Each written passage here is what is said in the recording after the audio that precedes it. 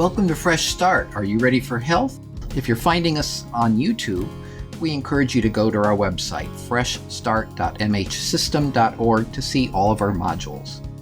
Let's continue our discussion on how to fill up with fiber. Let's help you visualize this. We've been encouraging you to eat up to about 40 grams of fiber a day. We told you how to count that in the last session.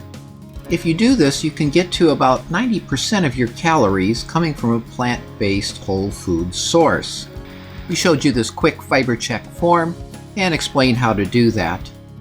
You can download that from our resources. If you don't like to do counting, another way to look at that is by the plate method. We'd like you to work toward filling about 3/4 of that plate with foods that are high in fiber and water.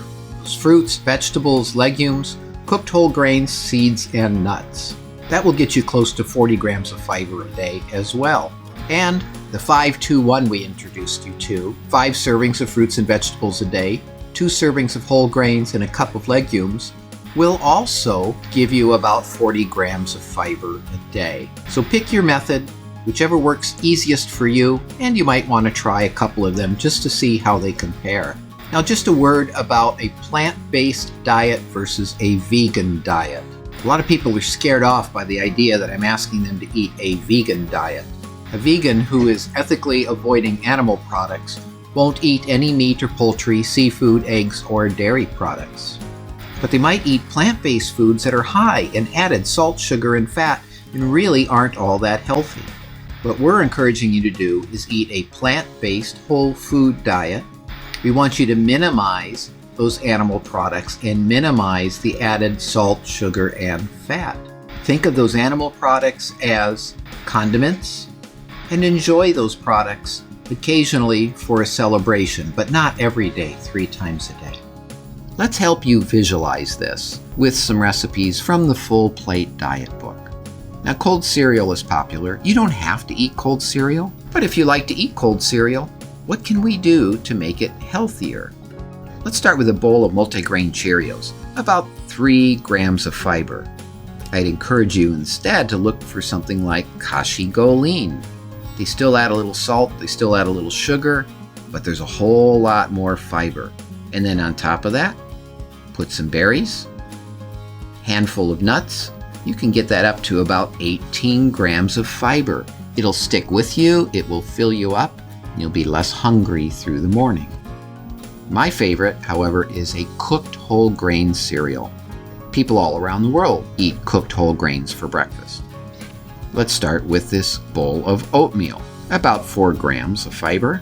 We'll throw in a handful of nuts, some cut up fruit. We can get that up to about 12 grams of fiber. What I do in the morning is start with a 1/4 cup of oats, throw in a handful of raisins, throw in a handful of nuts, throw in a handful of berries, cut up a banana or an apple, or you can even use some unsweetened applesauce. Then I put cinnamon or pumpkin pie spice on, add water, and warm that up in the microwave for 1.5 to 2 minutes, and I've got a great breakfast well beyond 12 grams of fiber. That's half of my breakfast. I'll show you the other half in a little bit. There are many other whole grains out there that you can try for breakfast as well. Again, on the left sidebar of the website, you can download our whole grain cooking tips, which lists many of the other whole grains you can look for in your grocery store and give them a try.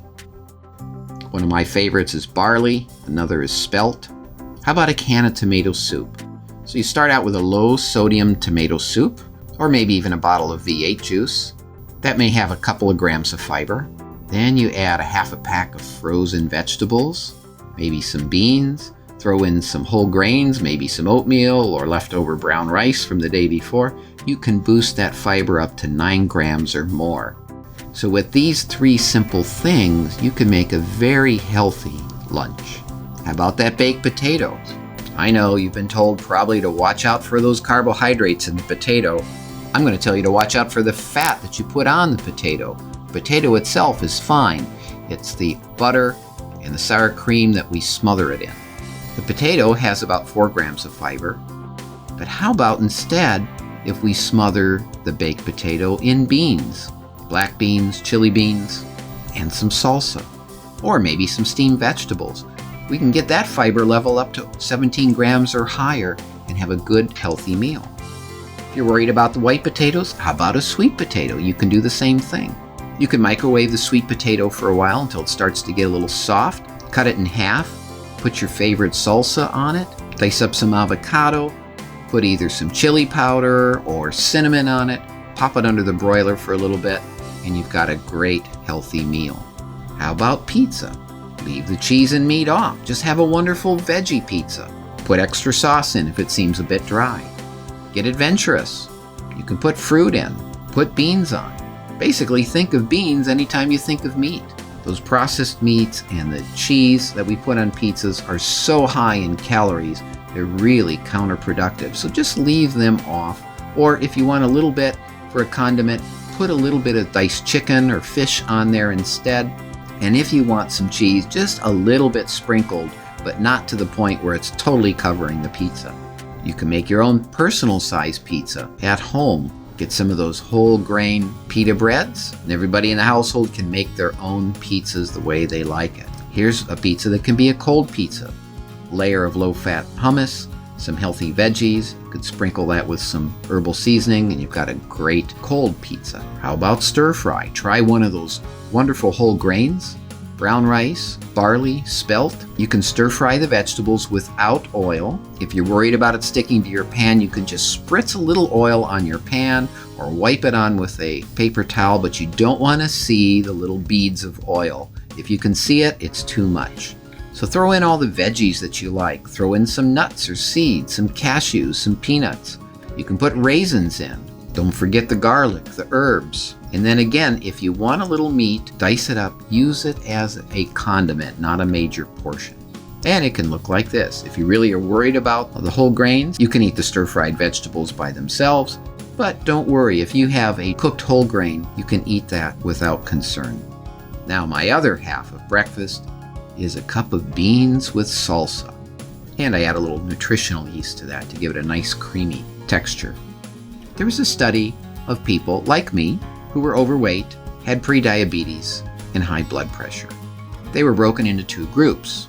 One group was told to eat 500 calories less a day. They went hungry. The other group was told to eat a cup of beans a day, 5 days a week. At the end of the study, those eating the beans had just as good control of their blood sugar and blood pressure and lost as much weight as those who ate 500 calories less a day without going hungry. Beans also have this second meal effect, which is really helpful for people with problems with their blood sugar. For example, eating beans at breakfast helps keep my blood sugar down even after lunch. If you eat beans at dinner, it helps keep your blood sugar down overnight and you have a lower blood sugar in the morning. Are you ready for health?